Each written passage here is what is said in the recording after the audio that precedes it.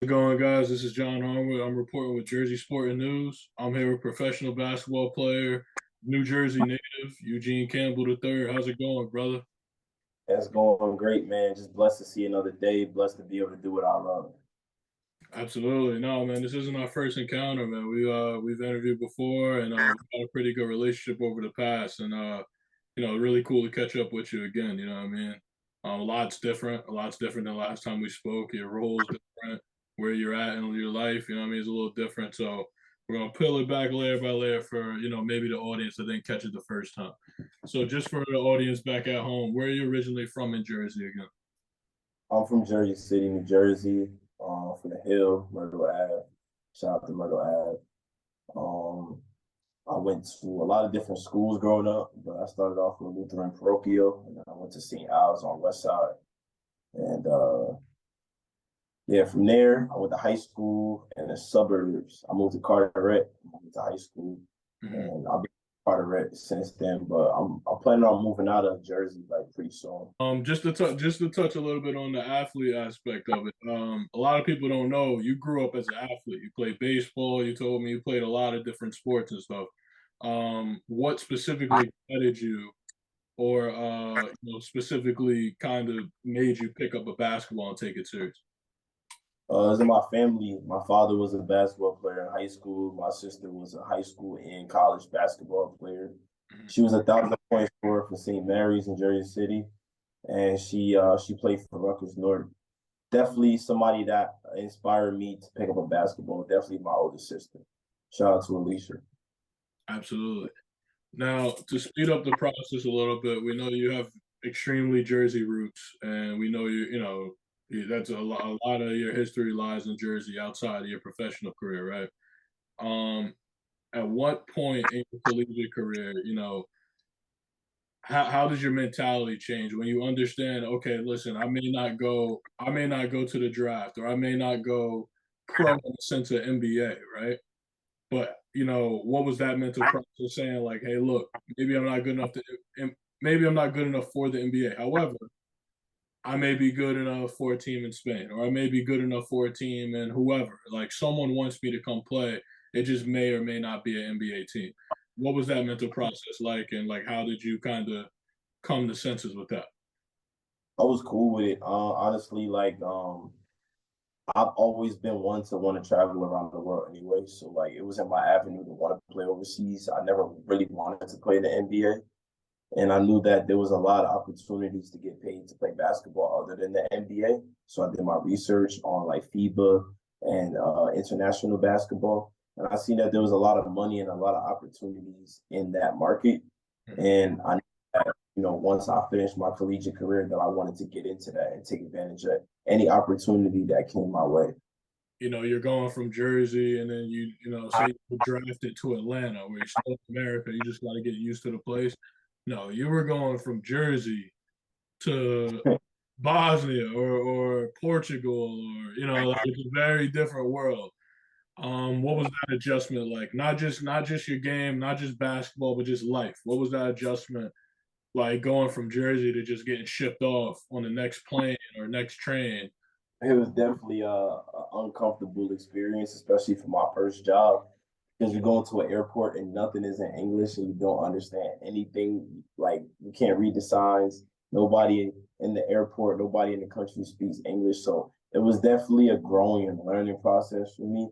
I had to learn how to just suck it up, put my big boy pants on, because I was at the airport by myself. Like I had to just figure it out. That's when your instincts, that's when your education, that's when everything that you learn throughout your whole life just comes into play, and it's either you do it or you're stuck in the airport. So the survival instincts had to come out, and once I was able to figure things out, I was able to adjust. One thing about me, I went to a lot of different schools growing up, so I always had to learn how to adapt and adjust. So by the time it was time for me to play overseas, already had those characteristics in me to adapt and adjust.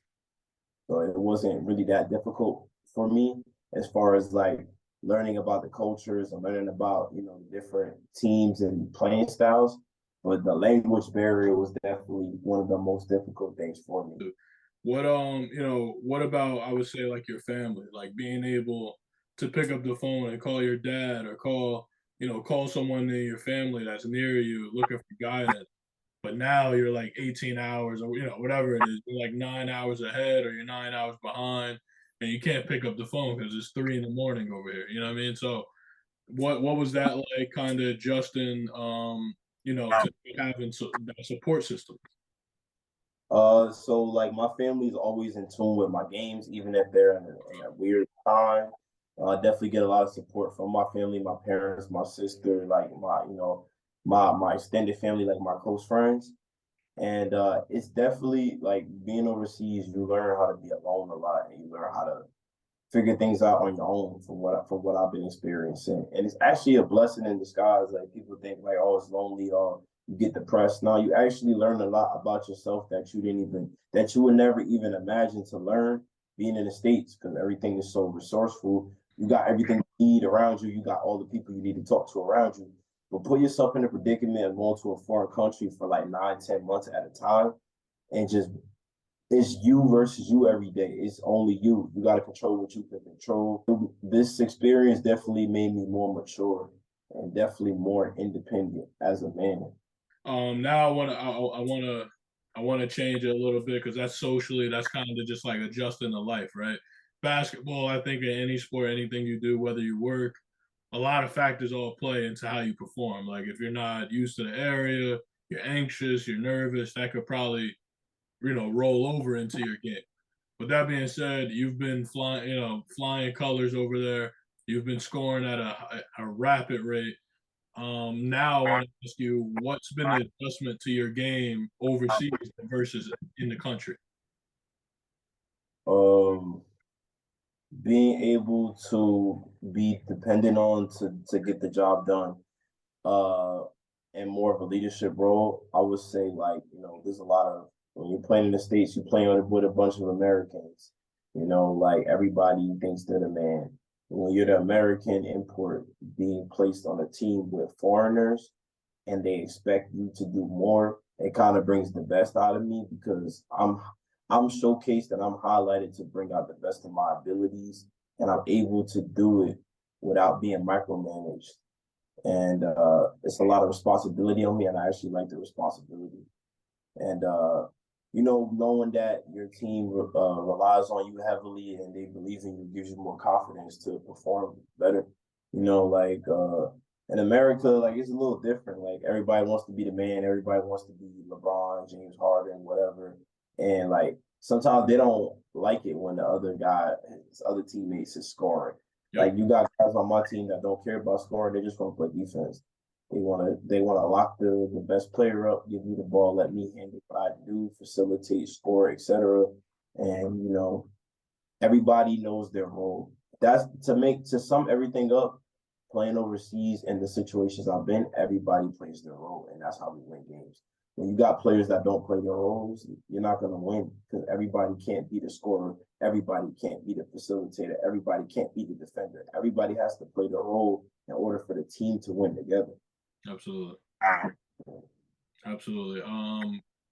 With that being said, you did mention something that was really interesting. You said that kind of that pressure you enjoy. You personally enjoy that pressure or that I guess that expectation. Like when they see you and the balls in your hands, they think of Superman. They think get us out this situation. And Yeah, that love it. excites you. Yeah, that excites you. Yeah, I love it because I work so hard. Like I'm in the gym every day, twice a day, and I work for it. So I know that when it's like I work for me to be in those type of situations. So when those type of situations happen, I'm prepared for it. It's Absolutely. not whoa, what's going on? Like I'm ready for everything that comes my way. I watch film, I watch tutorials on how to deal with traps on screens. I watch Chris Paul pick and roll videos almost every day. I watch Devin Booker, his mid range game, DeMar DeRozan's mid range game because that's a lost art. That's unstoppable as a point guard.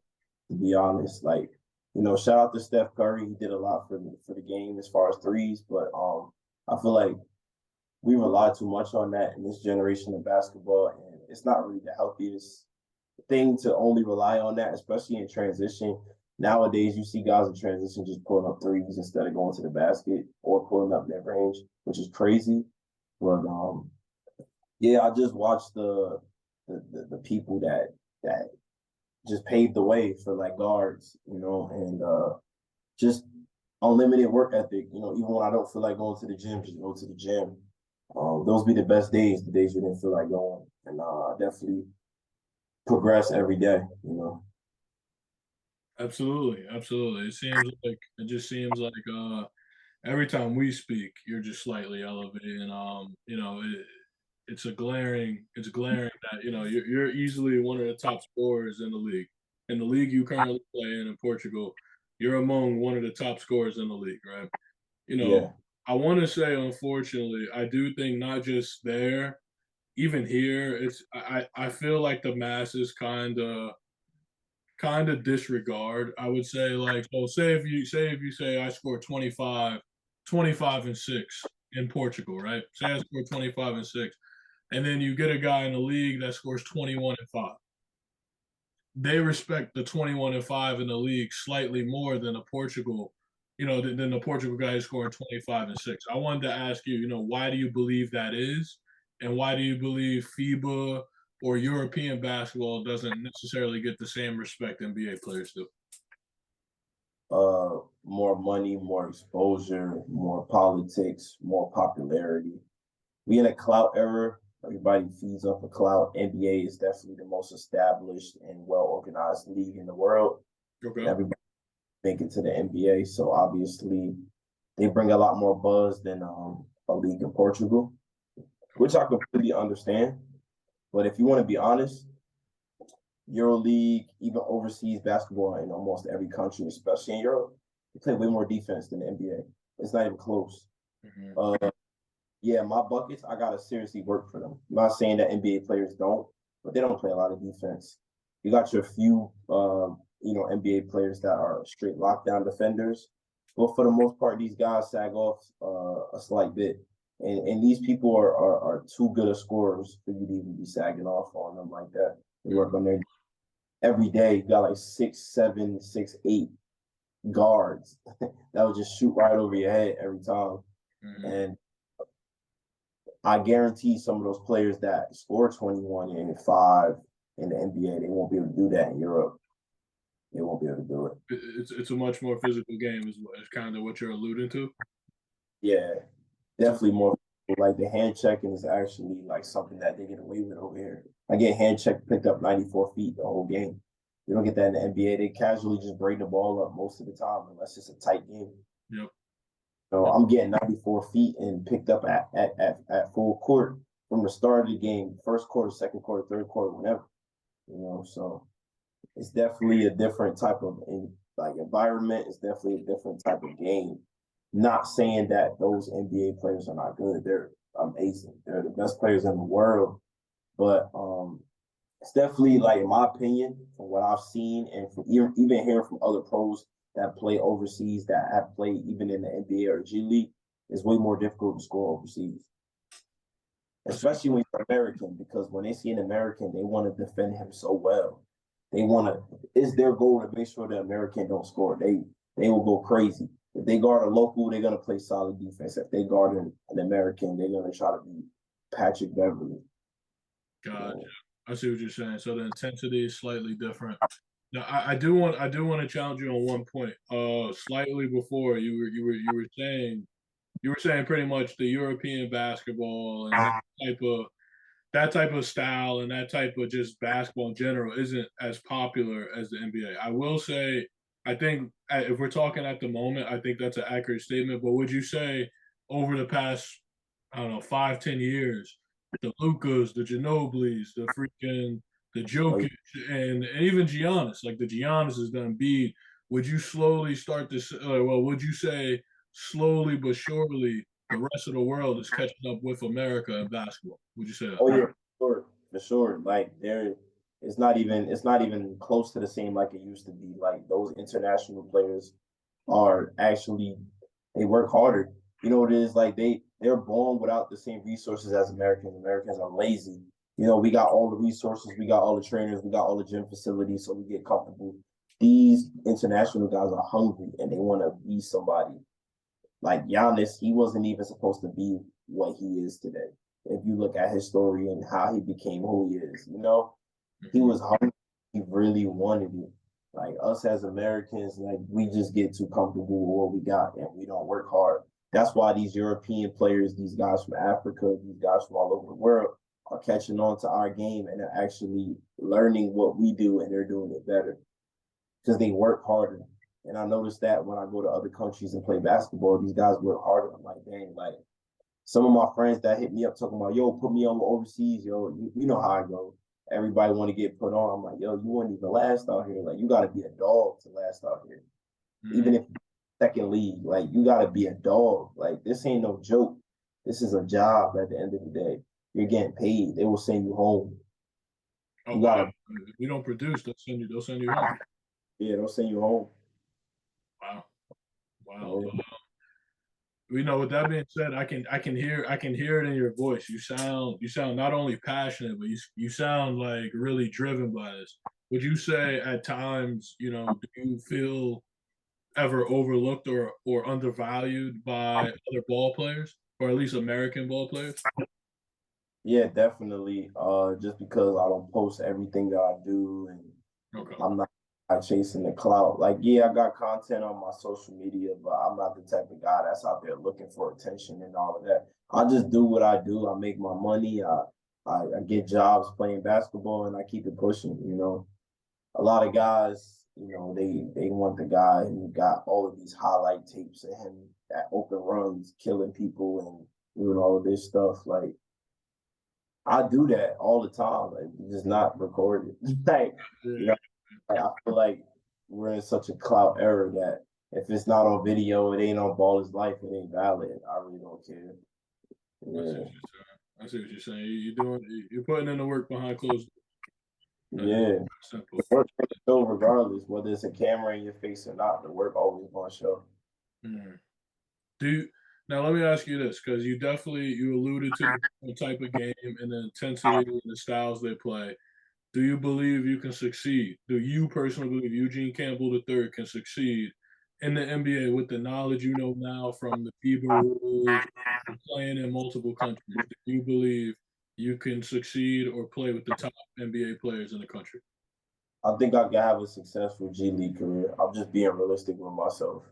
The type of play in the NBA, super athletic, doing all of that showboating stuff that they do and all that. I can do that, but I played more like a overseas style of play. Okay. Like me, like I'm just being realistic with myself. If I were to, have any ties with the NBA, I would, I would be a solid G League player. I wouldn't even say I would stand out crazy. I would be solid. I wouldn't get sent home. I would have a job. Gotcha. Okay. I'm just being realistic with myself. Okay. Yeah. I mean, you gotta respect it. You gotta respect it. Thank you for being transparent. You know what I mean? And not running away from the question. I respect it. Yeah. With that being said, I do know personally you have some connections to the NBA or former NBA players.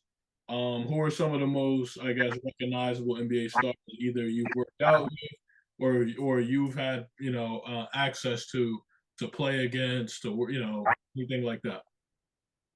Like as far as like working out, actually, it would probably just be Kenneth. That's my cousin. Like we're like really close. Okay. Um, Other than that, like it would just be like players that play overseas. I would say like I'm connected with NBA players, but I haven't worked out with any. Like just Kenneth. Like that's probably the only person to be honest. When you say Kenneth, exactly for the audience. Kenneth Farid. Kenneth Farid, also a Jersey native. Yeah. Absolute stud at Marquette, and he had a tenure with the Nets, I believe, the Blazers. He's kind of with the Nuggets. He's passed, he's done his journey throughout the league for people at home, but that's who he was referring to, Kenneth Farid. I'm sorry, go ahead. Yeah, so like I would say, like with me, I just watched a lot of YouTube videos of workouts, and then I started working out with some good trainers. I worked out with Delson over the summer 2 years ago. Yep. definitely got me right. He's a really good trainer, very intense. Get you in shape, get your ball handling tight. Also have a trainer in my town that I'm living in. Mike Sports Training. He was definitely a big asset to helping me read and react in the pick and roll and just helping me develop my pace. I feel like pace is very important as a guard. Change of direction. He definitely helped me with that in combination of what I already knew and developed me into a pro. It's no secret. It's no secret. Father time catches up to everyone, right? Even since the last time we spoke, things are different. And look, we're 1 year older. We're getting older. I'm getting older. You're getting older. And at some Right. point, the basketball, I want to say at some point the basketball is going to stop, right? The basketball is going to stop bouncing. What does the next steps of life look for you outside the game of basketball? Coaching, and I'm gonna use my knowledge from my experience of my game to help other people. You Okay. know, give people the knowledge that they deserve to have. Give them the knowledge that I didn't get growing up. Because I pretty much, you get me. I pretty much a lot of the that I learned on my own. So just being able to give other people knowledge that I wasn't able to get, man, I would love that. I've already had a little bit of experience coaching, so it's something that I actually love to do while I was doing it. And I'm like thinking to myself, like when I finish hooping, this is something I want to get into. So definitely coaching. Yeah. Is there a specific age, or like do you want to touch high school? Do you want to collegiate, like, or is I there? want to start with high school. I want to start with high school, eventually work my way up to collegiate. Okay, okay, I don't want to get the pro. I'm not trying to really coach grown men like that, even though college is grown men, but they're still kids. I'm not doing that. But high school and college is definitely something I really want to get into. gotcha. Absolutely, absolutely. You also, a lot of people may not know, outside the game of basketball, you do a lot of things. You do a lot of things. You have your own brand. You give back a lot. I want to ask you, the game of basketball has allowed your reach and the opportunity for you to do these things, right? Definitely. Where does that specific passion come from? Especially you being an athlete and kind of growing up how you grew up. Where does that passion just stem from? It comes from my mother, man. My mother is definitely one of my biggest inspirations. She just got that passion and it rubbed off on me at a young age. And just me wanting to be so successful. I'm my biggest critic and I'm very hard on myself, but it's also a blessing in disguise because it just motivates me to just always want to succeed. I got so much passion for basketball and so much passion for success that it's just unlimited and I'm always grinding to be the best version that I can of myself. And I want to help other people out as well, you know, achieve whatever goals they're trying to achieve. I feel like God gave me a gift of passion to do better for me and also for my passion to rub off on others and for me to help others. Absolutely. Speaking of that passion and speaking of giving back, this May you have an event coming up. This May, literally next month. It's around the corner, a couple weeks. I plan on attending as well. Can you please enlighten the audience on that event and what that entails and what's the cause of this event and the inspiration behind it? Yeah, so we're gonna be doing the Lupus Walk at MetLife Stadium, aka Giant Stadium, for many of you who know or probably don't know. On May Um, the event starts at 9 a.m. as far as like the activities and stuff, but the actual walk starts at 10 a.m. Something I've been going to for about 4 years now. Definitely big supportive of Lupus Foundation because my grandmother unfortunately died from lupus. So it's definitely near and dear to me. And I do appreciate you, my guy, and I appreciate, the friends and family that I have said they're coming out because that does mean a lot to me. I was very close to my grandmother, and even like me starting my nonprofit organization, she definitely was an inspiration for that as well. So it's just great for me to pay homage to the Lupus Walk and for her, and just to have other people around me that support the cause. And I do have a couple of friends that I know that have family members that have the disease as well, or that die from the disease. So it's definitely something that we look forward to, and it's definitely something that anybody who's in the area and not busy on May 6th should definitely come out. It's definitely good vibes, and it's definitely a learning experience. Absolutely. I will. I mean, I definitely plan on being in attendance. Any way I can support and promote, I absolutely will help in any way. And I appreciate you for reaching out and allowing me to contribute for sure. Seriously. Man, we gotta meet in person, man. So Dude, definitely gotta. we do. Every time we try to meet, man, you're out of Jersey, so you know what I mean. It's tough. But I want to slightly get into because our lives are bigger than what we do, right? We have our passion, we have our sport, but I want to ask you, for anyone who there are a lot of people who can relate to your story and kind of you're bringing up where there's so many ballers, but there's only so many spots in the NBA. Bradley Beal went viral for saying this stuff. Jimmy Butler. There's a bunch of guys who overly explain the situation. It's very rare and it's extremely tough to get in it. For Yeah. people who are following your path and want to really become the best version of themselves and still play basketball at a high level, but can't reach that level, and just people who grew up rough and kind of in that environment you grew up in, is there any advice or just anything you could leave them with? Man, anything is possible, man. Anything is possible, and there's never no end. There's no end. You just got to keep going. If you really believe in your dream and you really believe in what you're trying to accomplish, like it will happen. Trust me, it will happen. It's gonna be more difficult than some people, but it's gonna happen. You just gotta really believe it. Only you know in your heart that you truly believe it.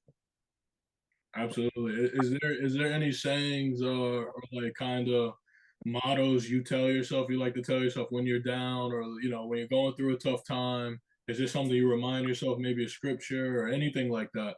Is there something Yeah, you teach yourself or run yourself? definitely, it's something new that I've been talking to myself about, like when I'm doing drills and stuff. And it's like, all right, yeah, I did what I was supposed to do. Amateurs do it, you know what I'm saying, till they get it right, and professionals do it till they can't get it wrong. So I'm out here just doing it until I can't get it wrong. Absolutely. And I guess I mean, we all start as amateurs. We all start as amateurs until, like you said, we do it enough till we become pros. So, no, that's great. That's great, and I can't wait for the masses to see it and absolutely, embrace that and take that with them in their daily lives. It is 3 in the morning or 2 in the morning, wherever you're at. So I appreciate you seriously for making the time for me to Yeah, come of course, chat with us. And seriously, thank you. I appreciate you. my brother, and I'll see you soon for sure.